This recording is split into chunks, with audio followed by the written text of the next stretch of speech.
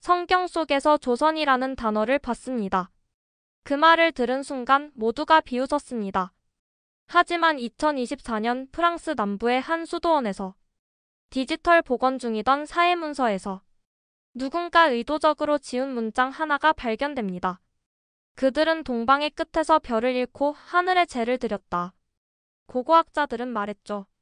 단순한 해석 오류일 겁니다. 동방 기록은 역사로 보기 어렵습니다. 그러나 이 문장에 집착한 독일의 언어학자, 그가 우연히 발견한 한 문장은 전혀 다른 문명의 실루엣을 드러냅니다. 별을 숭배하던 나라 조선. 그리고 그 문장의 실체를 따라간 그는 결국 성경과 단군 그리고 고조선을 잇는 지워진 문명의 퍼즐과 마주하게 됩니다. 지금부터 그 진실을 직접 추적한 한 사람의 목소리를 들려드립니다. 이야기가 시작되기 전에 좋아요와 구독은 영상 제작에 많은 힘이 됩니다. 유럽 남북 오래된 수도원의 돌계단을 따라 내려간 깊은 보관소.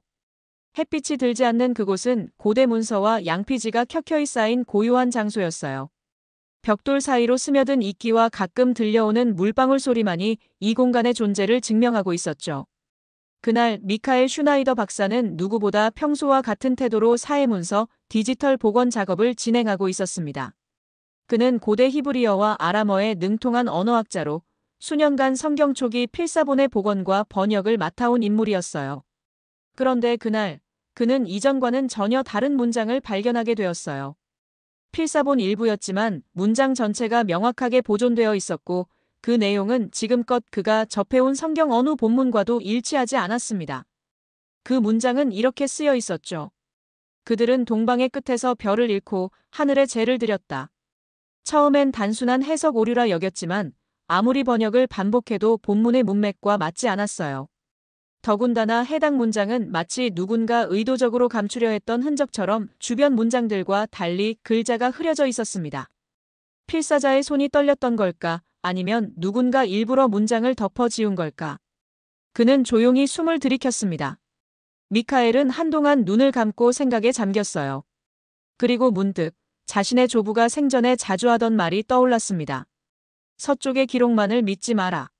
진실은 해가 뜨는 방향에서 온다. 조부는 생전의 성경 속 숨겨진 지명과 계보에 집착하던 독특한 인물이었죠. 대부분은 그를 괴짜로 여겼지만 미카엘만은 그의 말에 어딘가 신비로운 무게감을 느끼고 있었습니다. 그는 곧장 조부가 남긴 유품이 보관된 서랍을 열었습니다. 낡은 가죽 노트 한 권이 손에 잡혔고 책장을 넘기자 한 줄의 문장이 눈에 들어왔습니다. 별자리를 따라 도달한 동방의 땅 조선이라는 이름의 문명. 그는 눈을 의심했어요. 조선이라는 단어는 유럽 고대 문헌 어디에도 등장한 적 없는 이름이었기 때문이죠. 이 이름은 그에게 낯설면서도 뭔가 중요한 단서처럼 느껴졌습니다. 그 문장이 방금 자신이 복원한 사회문서의 내용과 기묘하게 맞아떨어지고 있었어요. 별자리를 따라 도달한 민족, 하늘에 재를 드렸던 존재들, 도저히 우연이라 보기엔 이상한 일들이 겹치고 있었죠. 그는 즉시 컴퓨터를 켜고 검색을 시작했습니다. 조선, 고조선, 단군, 동이족 등의 단어를 입력하자 예상치 못한 수많은 결과가 떠올랐어요. 조선은 현재의 한국, 그 중에서도 고대 한민족의 시조단군이 세웠다는 고조선의 명칭이었습니다. 그러나 유럽에서 배우는 역사 속에는 조선이라는 존재가 거의 다루어지지 않아요. 대부분의 고고학자들은 그것을 신화로 간주했죠. 하지만 미카엘의 눈에는 그것이 단순한 신화처럼 보이지 않았어요. 그는 더욱 깊이 파고들기 시작했습니다. 히브리 문헌 속 동방 민족이라는 표현이 자주 등장했는데 이 표현이 동이족을 가리키는 것이 아닌가 의심되었기 때문입니다. 특히 하늘에 재를 드린다는 재래 방식은 유대 전통보다 더 오래된 하늘 숭배 문명과 닮아 있었어요. 그의 머릿속엔 점차 의문이 쌓여갔습니다. 동이족은 누구였을까? 단군은 단순한 전설 속 인물이 아니라 실제로 존재했던 사제이자 통치자였던 건 아닐까? 그렇다면 조선이라는 나라는 별자리를 따라 이동하며 하늘과 소통하던 고대 문명의 중심지였을지도 몰랐습니다. 그는 이제 혼란을 넘어 확신으로 다가가고 있었어요. 사회문서에서 지워진 구절과 조부의 비망록, 그리고 지금껏 보지 못했던 고조선 관련 자료들이 그의 안에서 하나의 연결고리를 이루기 시작했죠. 이건 우연이 아니야. 누군가 이 문장을 숨기려 했다는 것은 그만큼 이 내용이 불편하다는 뜻이겠지. 미카엘은 이 생각을 곱씹으며 메모를 시작했습니다. 그는 조선이라는 이름을 큰 글씨로 적고 그 아래에 단군, 하늘 제사, 별자리 문명, 동방 민족이라는 단어들을 나열했어요.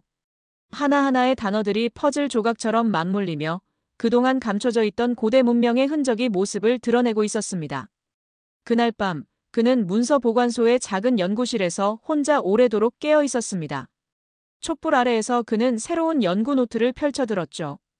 이 모든 것이 단순한 우연이 아니라 오랫동안 억눌리고 잊혀진 문명의 목소리라면 어떨까? 그는 더 이상 망설이지 않기로 했습니다. 이 여정은 단지 학술적 호기심을 채우는 수준이 아니라 인류 문명사의 뿌리를 다시 써야 하는 일이 될 수도 있었어요. 단군, 고조선, 그리고 하늘의 별들. 이제부터 이 이름들을 다시 쓰기 시작하겠어. 그는 펜을 들고 첫 문장을 적었습니다. 동방 끝에서 하늘을 올려다보던 민족, 그 이름은 조선이었다. 새벽이 다가오고 있었습니다. 연구실 창문 밖으로는 유럽의 아침 하늘이 어둠을 걷어내며 희미하게 빛을 비추고 있었어요. 하지만 미카엘은 피곤한 기색 하나 없이 또 다른 사본들을 펼치고 있었죠. 이번에는 고대 아람어로 된 본문이었고 같은 시기에 쓰인 것으로 추정되는 문서였지만 전혀 다른 흐름의 기록이 남아 있었습니다. 그 문서에는 이방 민족들이 제단 위에 별의 이름을 새긴 돌을 올려두고 달이 기울 무렵 하늘에 기도를 올렸다는 내용이 적혀 있었어요. 익숙한 듯 낯선 이 기록은 지금까지의 유대교 전통과는 확연히 다른 의례 방식을 보여주고 있었습니다. 미카엘은 속으로 중얼였죠. 이건 분명 성경 편집 과정에서 제외된 다른 세계의 흔적이야. 그는 조심스레 유물 사진들을 찾아보기 시작했어요.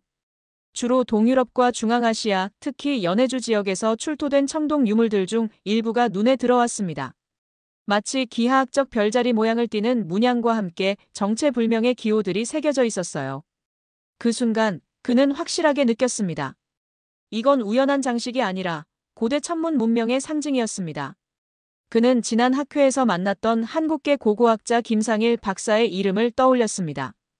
박사는 이미 수십 년 전부터 한민족의 성서기원설이라는 논문을 통해 동방 민족과 고대 유대 문명의 기원 연결설을 주장해왔죠. 대부분은 그의 이론을 괴이하다고 여겼지만 미카엘은 그 이론 속에서 의외의 단서를 발견하고 있었어요. 그는 마침내 김상일 박사의 논문을 직접 입수하여 읽기 시작했습니다. 논문엔 가림토 문자, 삼신상제 신앙, 참성단 제천 의식 등 고조선 시대의 종교적 행위가 정리되어 있었고 이 의식들이 창세기 초고에서 묘사된 제사 구조와 매우 유사하다는 분석이 이어졌습니다. 그가 받은 충격은 이루 말할 수 없었어요.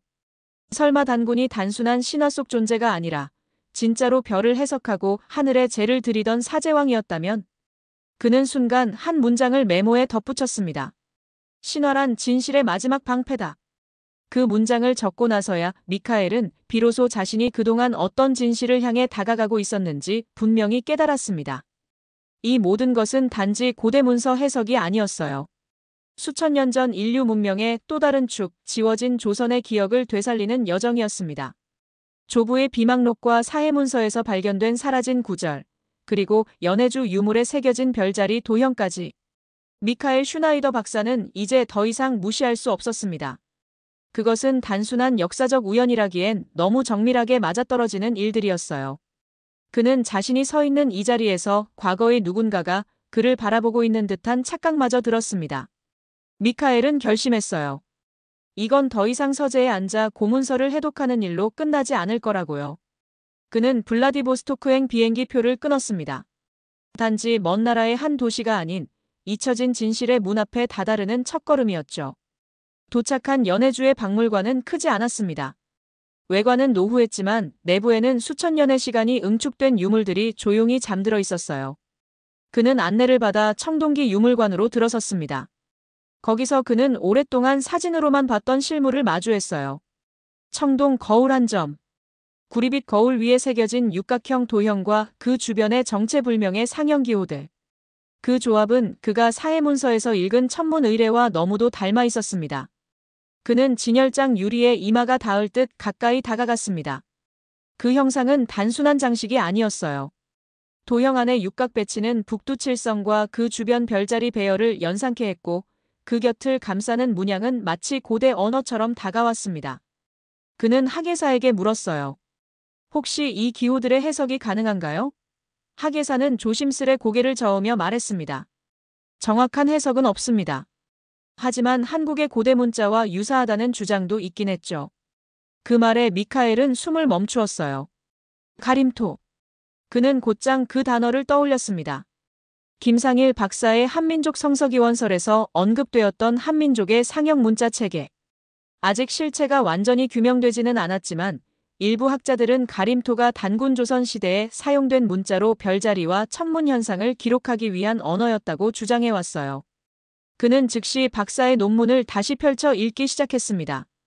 그곳엔 놀라운 사실이 적혀 있었어요. 단군은 하늘을 다스리는 삼신상제께 제를 올렸다.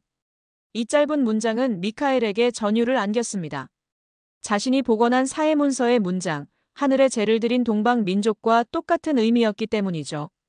단지 다른 언어로 쓰였을 뿐 전승된 방식은 동일했습니다. 그는 자신의 의문이 단순한 추정이 아니라는 확신을 갖게 되었어요. 이 문명은 아마도 세계 최초로 하늘을 체계적으로 관찰하고 신에게 의식을 올리며 별자리를 통해 계절과 시간, 인간의 운명을 읽어내려 했던 별의 민족이었을지도 몰랐습니다. 며칠 뒤 그는 박물관 열람실에서 러시아 고고학자 유엠 라브로프의 1963년 보고서를 입수했습니다. 그는 거기서 자신이 기다려왔던 문장을 발견했어요. 연해주 일대에서 발견된 청동 거울은 메소포타미아 문명의 천문 체계와 닮은 점이 많다. 이 문장은 단순한 비교가 아니었습니다. 그는 이 문장 속에 숨어있는 의미를 정확히 이해했죠. 만약 메소포타미아와 유사한 천문 체계가 이곳에서도 존재했다면 그것은 문화의 수입이 아닌 원형이 이곳에서 시작되었을 가능성을 암시하는 것이었어요. 즉 고조선이 단군이라는 존재를 중심으로 하늘과 교감하며 살아갔던 별자리 제국이었다는 뜻이었습니다. 그는 생각에 잠겼습니다. 왜 이런 문명이 역사에서 지워졌을까? 왜 서양의 신화는 기록되고 신성이 되었지만 동방의 기록은 신화로 왜곡되거나 무시되었을까? 그는 조부가 남긴 문장을 다시 떠올렸어요.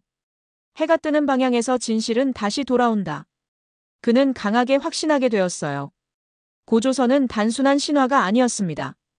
역사학계가 외면해온 이유는 그것이 불편한 진실이었기 때문일지도 몰랐습니다.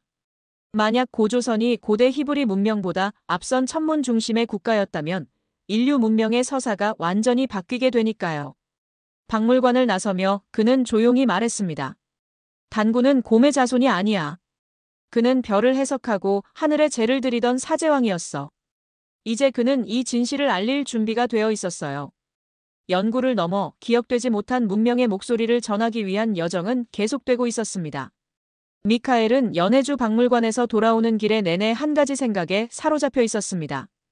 지금까지의 고고학적 발견이 모두 하나의 흐름을 가리키고 있었어요. 하지만 아직도 그는 단 한 번도 한국이라는 나라를 직접 밟아본 적이 없었습니다. 그는 문득 이런 생각이 들었어요. 이 모든 연결고리의 진원지로 가야만 진짜 결론에 다다를 수 있지 않을까? 그 순간 그는 결심했습니다. 다음 목적지는 한국, 그 중에서도 단군과 별자리, 그리고 제사라는 개념이 살아 숨 쉬는 공간이 될 것이라고요. 귀국 후 며칠 동안 그는 한국에 있는 역사 관련 기관과 연구소에 연락을 시도했습니다.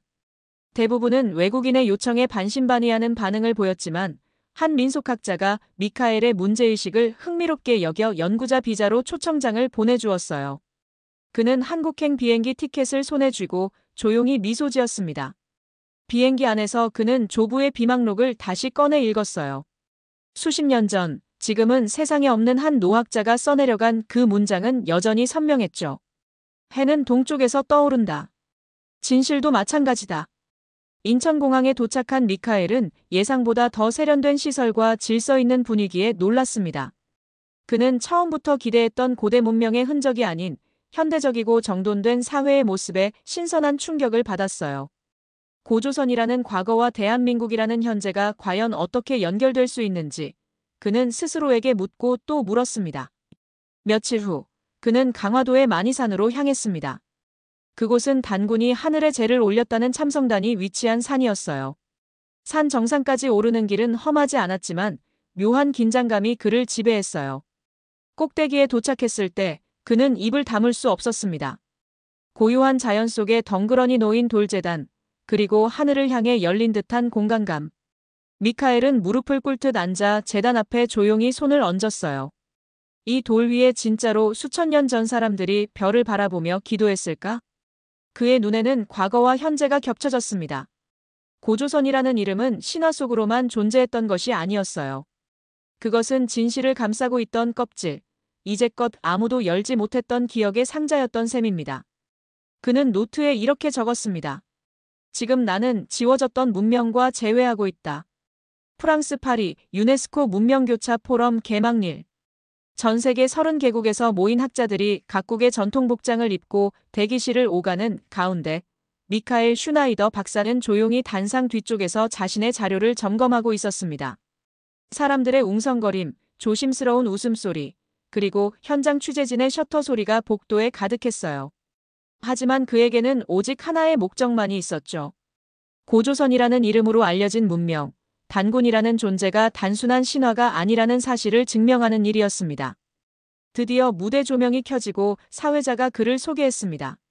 다음 발표자는 독일 출신 언어학자이며 고고학 연구자 미카엘 슈나이더 박사입니다. 그는 동아시아와 중동 문명의 교차 지점에 대해 흥미로운 연구 결과를 제시할 예정입니다. 청중들이 일제히 시선을 무대로 돌렸고 미카엘은 단정하게 넥타이를 고쳐 맨 뒤 천천히 연단에 올랐습니다. 스크린에는 첫 번째 슬라이드가 나타났습니다. 연해주에서 출토된 청동 거울의 확대 이미지였어요. 그는 또렷한 목소리로 설명을 시작했습니다. 이 거울에 새겨진 육각형 도형과 점의 배열은 단순한 문양이 아닙니다. 그는 이어서 고조선 시대에 사용되었다고 전해지는 가림토 문자와 이 도형 사이의 유사성을 비교한 표를 보여주었어요. 여기 보이는 상형기호는 천문 도식을 상징하며 북두 칠성을 기준으로 한 재래적 방위 체계와 연관되어 있습니다. 청중들 사이에서 작은 웅성거림이 터졌습니다. 그는 주저하지 않고 다음 슬라이드를 넘겼습니다.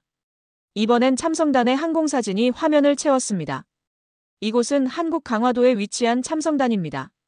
기록에 따르면 단군은 이곳에서 하늘의 제를 올렸다고 합니다. 그는 단군과 삼신상제의 관계를 태백일사의 문장을 인용하며 설명했어요. 단군은 하늘을 다스리는 삼신상제께 매년 제를 올렸습니다. 이는 사해문서에 나타난 동방에서 하늘의 제를 드린 민족과 구조적으로 완전히 일치합니다. 청중들의 반응은 엇갈리기 시작했어요. 일부는 신기한 듯 고개를 끄덕였고 몇몇은 고개를 갸웃거리며 손을 올리려 했습니다. 미카엘은 숨을 고르며 이어졌습니다. 제 주장의 핵심은 이렇습니다.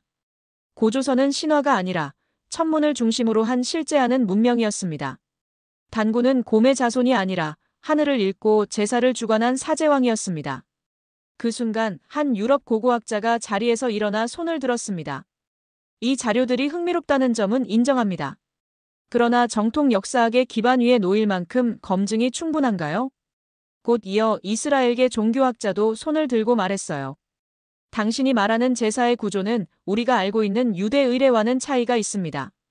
유사성을 강조하는 것만으로 단군을 역사적 인물로 규정할 수는 없지 않습니까? 갑작스레 시작된 질문 공세의 분위기가 가라앉기 시작했어요.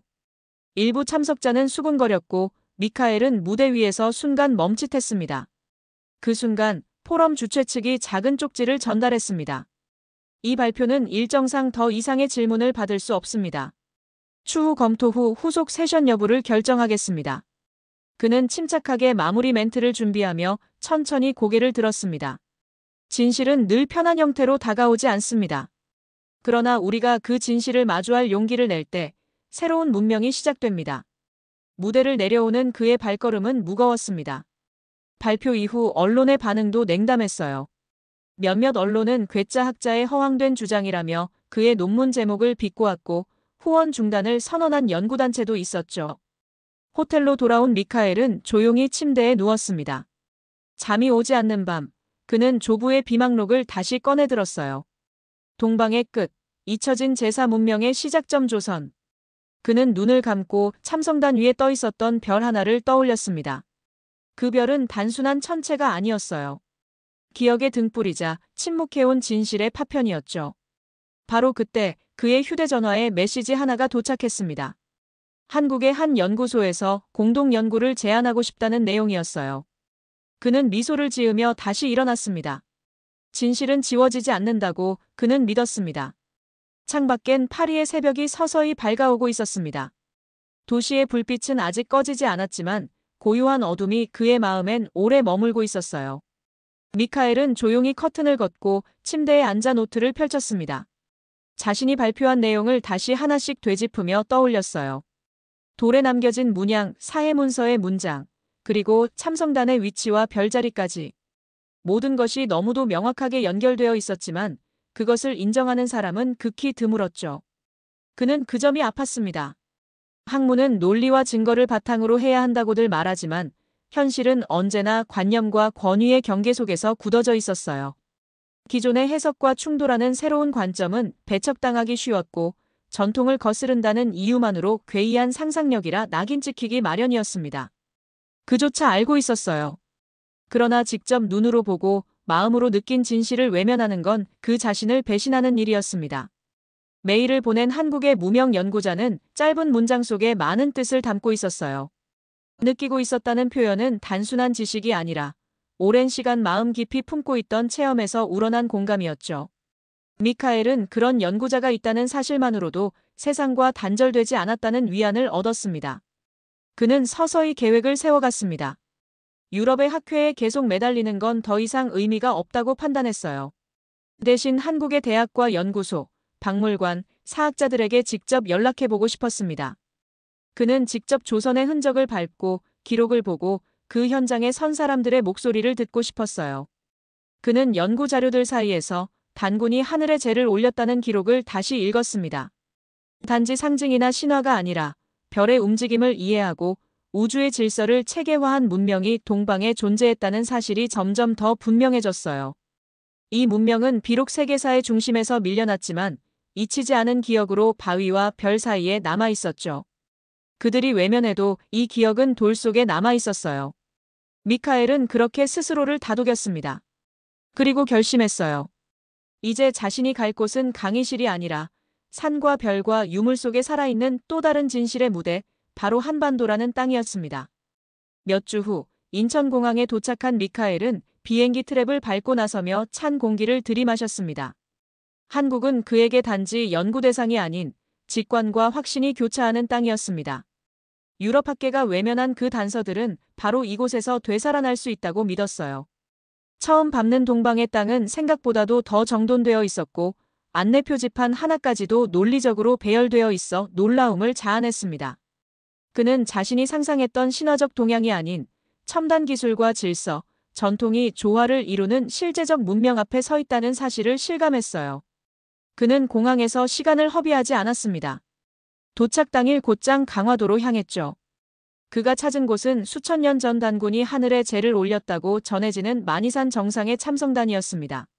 차가운 바닷바람을 맞으며 달리는 택시 창밖으로는 굽이치는 산맥과 갯벌이 번갈아 나타났어요. 미카엘은 창밖을 응시하며 혼잣말로 중얼거렸습니다. 내가 찾는 건 신화의 잔해가 아니라 문명의 흔적이야. 이른 아침 산길을 오르기 시작한 그는 오랫동안 준비해온 여행자의 자세로 묵묵히 발걸음을 옮겼습니다. 능선 위를 타고 흐르는 바람이 그의 외투 끝을 흔들었고 그는 그것을 단순한 자연의 반응이 아닌 무언가 오래된 기운이 깨어나는 신호처럼 느꼈죠. 그렇게 참성단에 도착했을 때 그는 깊은 숨을 들이쉬며 주변을 둘러보았습니다. 제단은 단출했습니다. 특별한 장식 없이 돌을 둥글게 쌓아 만든 공간이었지만 그 단순함이 오히려 경건함을 더했어요. 그는 무릎을 꿇고 돌 위에 손을 얹었습니다. 냉기가 느껴졌고 그 냉기 너머로 묘한 따뜻함이 전해졌습니다. 설명할 수 없는 감정이 그의 내면을 천천히 채워나갔어요. 마치 수천 년 전 이곳에서 별을 바라보며 기도했던 이들의 숨결이 지금도 바위 틈에 머물고 있는 듯한 착각이 들었죠. 이곳이 정말 수천 년 전 하늘과 대화를 나누던 곳이란 말인가. 그는 속으로 되뇌었습니다. 이제껏 종이 위에 있던 단어들이 눈앞에 실체로 바뀌는 순간이었어요. 참성단은 상징이 아닌 증거였고 고조선은 신화가 아닌 기록되지 않은 문명이었습니다. 며칠 후 그는 서울로 돌아와 국립중앙박물관, 한국천문연구원, 한양대학교 고고학과, 문화재청 등 다양한 기관을 찾아다녔습니다. 조선 후기 문헌 천문 유취에 남겨진 북극성 중심의 별자리 도식은 그에게 충격이었어요. 별을 시간의 기준으로 삼고 방향의 근거로 삼았다는 사실은 메소포타미아나 고대 이집트 문명과 다를 바 없었죠. 서삼릉에서 출토된 고대 토기 벽면의 방위 기록, 그리고 남산 일대에서 확인된 고대 제천 유적의 배치 또한 그의 시선을 멈추게 했습니다. 내가 찾던 진실은 신화 속에 갇힌 것이 아니라 일상과 돌 속에 살아있었어요. 그는 노트 마지막 장에 이렇게 적었습니다. 신화는 진실을 보호하기 위한 기억의 껍질이다. 그리고 그 아래에 조심스럽게 덧붙였어요. 단군, 곰의 자손이 아닌 별을 읽던 통치자. 진실은 돌과 별 그리고 사람들의 침묵 속에 기록되어 있었다. 그날 밤, 그는 다시 강화도로 향했습니다. 만이산 산기슭에 앉아 하늘을 올려다보았습니다. 북두칠성이 조용히 떠오르고 있었어요. 그 별은 단군이 제사를 올리던 때에도 존재했을 것이고 조부가 비망록을 적던 밤하늘에도 머물러 있었을 것입니다. 그는 입술을 달싹이며 혼잣말을 꺼냈습니다. 나는 돌아가야 할 이유가 없을지도 모르겠어요. 내 진짜 여정은 이제 여기서부터 시작됩니다. 다음 날, 그는 조용히 백두산 방문 일정을 예약했습니다. 그리고 동시에 한국어 수업을 신청했죠. 이것은 단순한 여행의 연장이 아니었습니다. 문명의 실체를 추적해온 학자가 이제는 그 문명의 언어와 기호, 감정을 배우고자 하는 실천이었어요. 그는 더 이상 관찰자가 아니었습니다. 이제 그는 그 문명의 일부로 살아가겠다고 결심한 사람이었어요. 며칠 후, 그는 강원도에 위치한 한 사찰을 찾았습니다. 조선시대 제천의식의 흔적이 남아있다는 기록을 보고 발걸음을 옮긴 것이었죠. 사찰의 고승은 그에게 오래된 문헌 몇 점을 조심스레 꺼내 보여주었습니다. 달고 다른 책장의 끝에는 낯익은 문장이 눈에 들어왔어요. 하늘은 별을 낳고 사람은 길을 받는다. 그는 그 문장을 조용히 손가락으로 짚으며 고개를 들었습니다. 이 말은 고조선의 사유체계를 그대로 담고 있는 것 같습니다. 하늘과 인간, 별과 길의 연결. 스님은 빙긋이 웃으며 대답했어요. 맞습니다. 우리 조상들은 별을 읽어 삶을 정리했고 그 기록은 아직도 여기 남아있지요. 그 순간 미카엘은 강한 확신을 가졌습니다. 자신이 찾던 진실은 더 이상 돌과 금속, 문헌에만 있는 것이 아니었습니다. 진실은 사람들의 삶에 녹아 있었고 무심히 흘러가는 일상 속에도 남아 있었어요. 고조선은 살아 있었고 단군은 여전히 한국인의 무의식 속에서 움직이고 있었죠. 서울로 돌아온 그는 그동안 정리한 연구자료들을 한데 모아 하나의 도록으로 편집하기 시작했습니다. 제목은 별과 재단, 잊힌 문명의 지도였습니다. 도록의 서문에는 이렇게 적혀 있었어요. 이것은 끝이 아니라 회복의 시작이다. 신화는 지나간 것이 아니며 그 속에 진실의 심장이 뛴다. 이제 그는 이 이야기를 세계에 알릴 준비를 하고 있었습니다. 발표문을 작성하고 강연과 영상 콘텐츠를 기획하는 사람들과 접촉하기 시작했어요. 단순한 논문이 아니라 하나의 문화적 기억으로 전달될 수 있는 방법을 모색한 것이었습니다. 그는 더 이상 진실을 발견하려는 외부자가 아니었어요. 그는 기억을 복원하고 그 의미를 새로 구성하는 전달자의 자리에 서 있었죠. 그리고 그 사명감은 단지 한 명의 연구자에서 끝나지 않는다고 믿었습니다. 그가 백두산을 오르기 전날 밤, 다시 참성단을 찾은 그는 마지막으로 별을 바라보며 이렇게 중얼거렸습니다. 이제 나는 알겠습니다. 하늘은 여전히 그 자리에 있었고 우리가 눈을 돌린 것이었습니다. 한때는 신화라 불렸던 이름.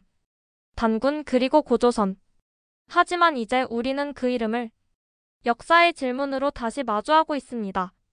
지워진 문장을 복원하고 잊힌 문명을 추적한 한 사람의 여정은 단순한 발견이 아닌 인류 문명에 대한 새로운 시선을 던지고 있습니다. 이 이야기는 유물이 아니라 기억과 별 그리고 하늘에 남겨진 기호에 대한 선언입니다. 단군의 이야기는 끝나지 않았습니다. 그건 고조선을 향한 그리고 지금 우리 자신을 향한 질문입니다. 당신은 지금 무엇을 신화로 무엇을 진실로 기억하고 있습니까? 이 이야기가 여러분께 작은 울림이 되었기를 진심으로 바랍니다. 다음 이야기에선 또 어떤 한국의 모습이 펼쳐질까요? 한국을 향한 여정은 계속됩니다. 구독과 좋아요 잊지 마시고요. 다음 영상에서도 세상을 뒤흔드는 또 하나의 이야기로 찾아오겠습니다. 감사합니다.